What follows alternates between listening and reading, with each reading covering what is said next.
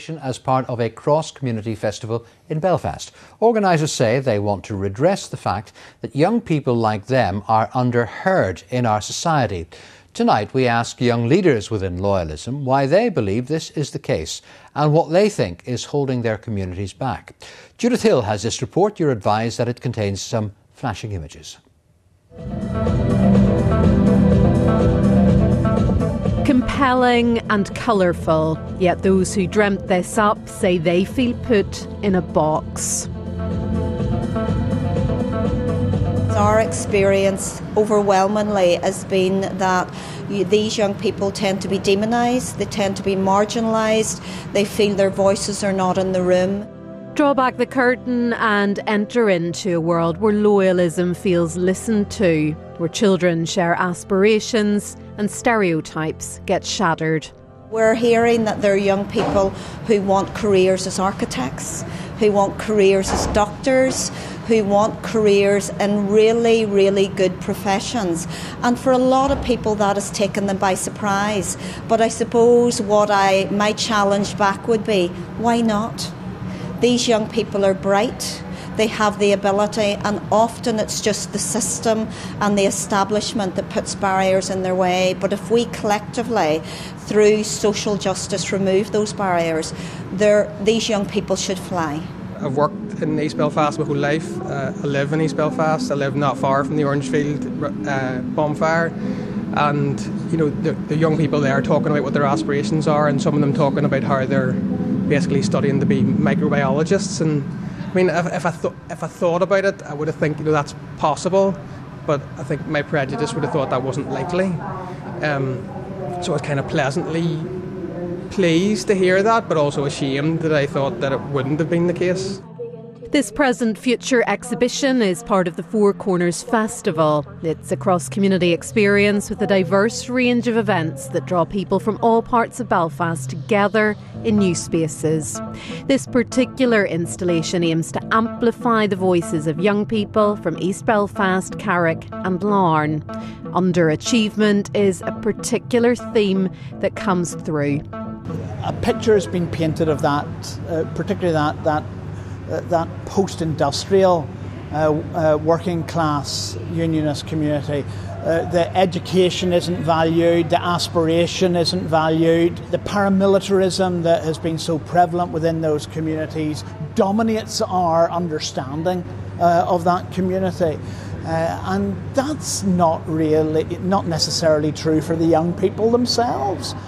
They've got their world is being shaped by the wider world of culture and music and sport that is affecting all of us in different ways. Well, that sense of not being heard or being stereotyped is something we hear often from loyalist communities. But is it real or perceived? And what lies behind it? Well, we're heading to the Shankill to speak with some young leaders there who are part of organising this exhibition and who are keen to get new voices out there. Over the past 25 years, obviously the Belfast Good Friday Agreement 25th year anniversary is coming up.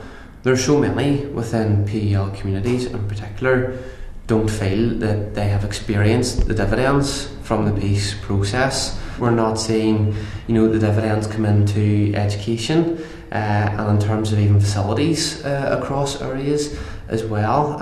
And so it's a huge challenge, and that only breeds negativity and it lowers the aspirations.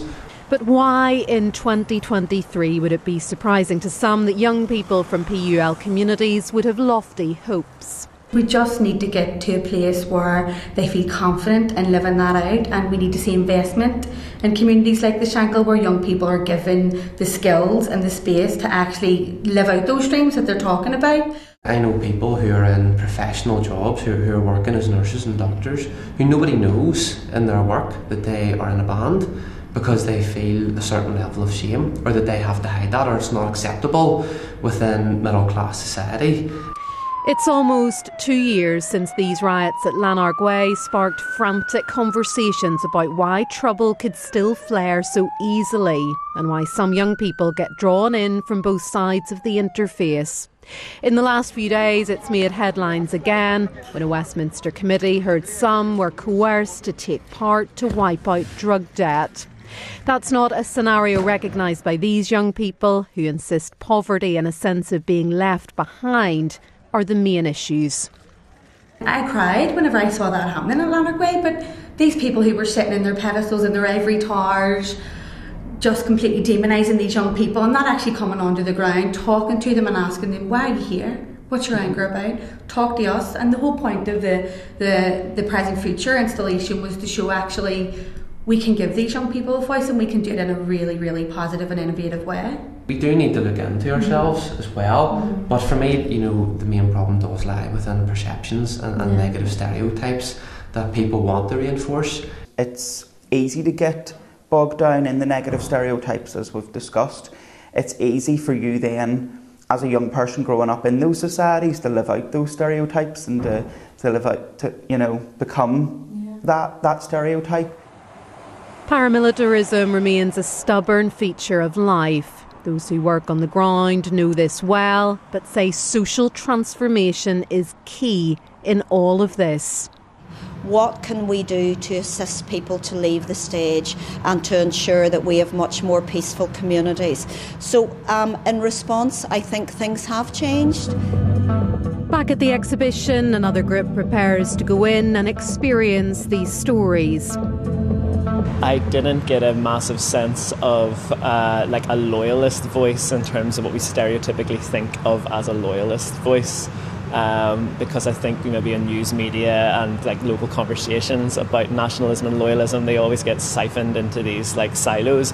Really what I heard was young men coming from working class communities, and it could have been from either side of the divide really. You see the pictures and you see these young faces, and I think you can resonate no matter where you're from or who you are. You can resonate with those like voices.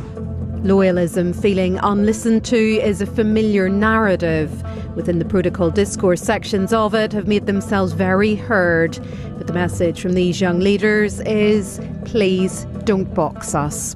We care about investment, and I think that misconception again is that negative stereotype, those loyalists, all they care about is waving a flag or beating a drum, when actually it's so much more than that.